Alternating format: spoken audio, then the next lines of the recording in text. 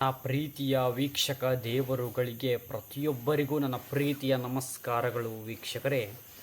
ವೀಕ್ಷಕರೇ, ನಾವು ಸೋಷಿಯಲ್ ಮೀಡಿಯಾವನ್ನು ಯಾವ ರೀತಿ ಉಪಯೋಗಿಸಬೇಕು ಎಂದರೆ, ನಾವು ಸೋಷಿಯಲ್ ಮೀಡಿಯಾವನ್ನು ದಿನಪೂರ್ತಿ ಸ್ಕ್ರೋಲ್ ಮಾಡ್ಕೋತಾ, ವಿಡಿಯೋ ನೋಡ್ಕೋತಾ, ರೀಲ್ಸ್ ನೋಡ್ಕೋತಾ ಕುಳಿತುಕೊಂಡರೆ ನಮ್ಮ ಸಮಯ ವ್ಯರ್ಥವಾಗುತ್ತದೆ.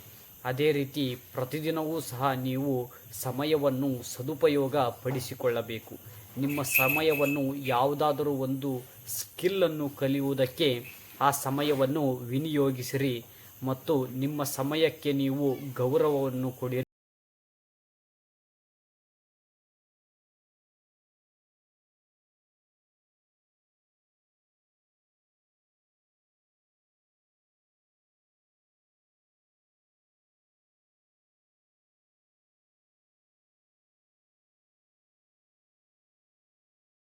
ಹಾಗೂ ನಿಮ್ಮ ಸಮಯವನ್ನು ನೀವು ಅದಕ್ಕೆ ಬೆಲೆ ನೀಡಿರಿ.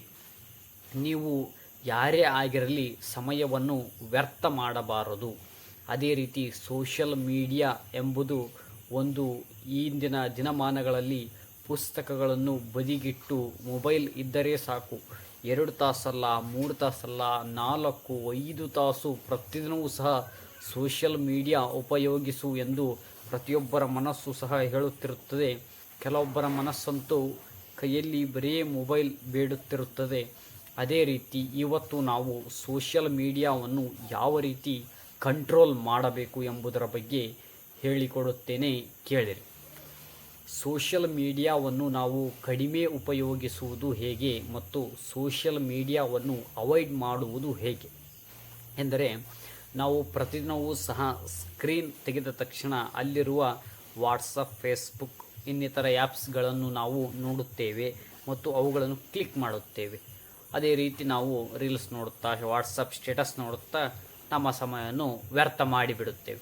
ಅದೇ ರೀತಿ ನಾವು ತಿಳಿದುಕೊಳ್ಳಬೇಕು, ಪ್ರತಿದಿನವೂ ಸಹ ನಮಗೆ ಮೊಬೈಲ್ ಫೋನಿನಲ್ಲಿ ಯಾವುದು ನಮಗೆ ಜ್ಞಾನವನ್ನು ಕೊಡುತ್ತದೆ, ಅದೇ ರೀತಿ ಅದರಂತೆ ನಾವು ಆ್ಯಪ್ಸ್ಗಳನ್ನು ಹೊಂದಿಸಿಕೊಳ್ಳಬೇಕು. ಪ್ರತಿದಿನ ನಾವು ಈ ಆ್ಯಪ್ಸ್ಗೆ ಎಷ್ಟು ಸಮಯ ಕೊಡಬೇಕು, ಎಷ್ಟು ಗಂಟೆ ನಾವು ಈ ಆ್ಯಪ್ಸ್ಗೆ ಸಮಯವನ್ನು ನೀಡಬೇಕು ಎಂದು ಪ್ರತಿಯೊಬ್ಬರೂ ಸಹ ಆ ರೀತಿ ಹಾಕಿಕೊಂಡರೆ ಪ್ರತಿದಿನವೂ ಸಹ ನಮ್ಮ ಹವ್ಯಾಸವೂ ಸಹ ಅದೇ ರೀತಿ ಆಗುತ್ತದೆ.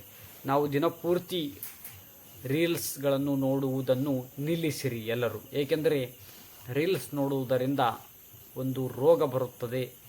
ಅದೇ ರೀತಿ ರೀಲ್ಸ್ ನೋಡುವುದನ್ನು ಬಿಟ್ಟು ಬಿಡಿ. ಏನಾದರೂ ಒಂದು ಕ್ರಿಯೇಟಿವಿಟಿಯನ್ನು ಎಲ್ಲರೂ ಸಹ ಬೆಳೆಸಿಕೊಳ್ಳಿರಿ ಜೀವನದಲ್ಲಿ.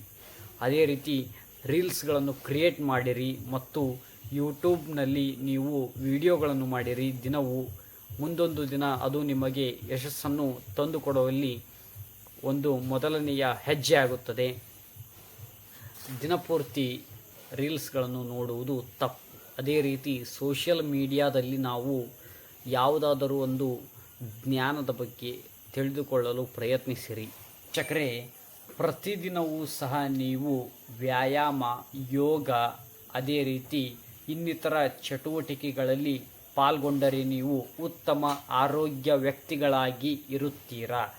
ಪ್ರತಿದಿನವೂ ಸಹ ಜಂಕ್ ಫುಡ್ಗಳನ್ನು ತಿನ್ನುವುದು, ಅದೇ ರೀತಿ ಮೊಬೈಲ್ ಫೋನ್ ನೋಡುವುದನ್ನು ಮಾಡಿದರೆ ನಿಮ್ಮ ಆಯಸ್ಸು ಕೇವಲ 50ರಿಂದ 60 ವಯಸ್ಸು ಮಾತ್ರ ನೀವು ಬದುಕುತ್ತೀರಾ ಎಂಬುದಂತೆ ಒಂದು ರಿಸರ್ಚ್ ಹೇಳಿ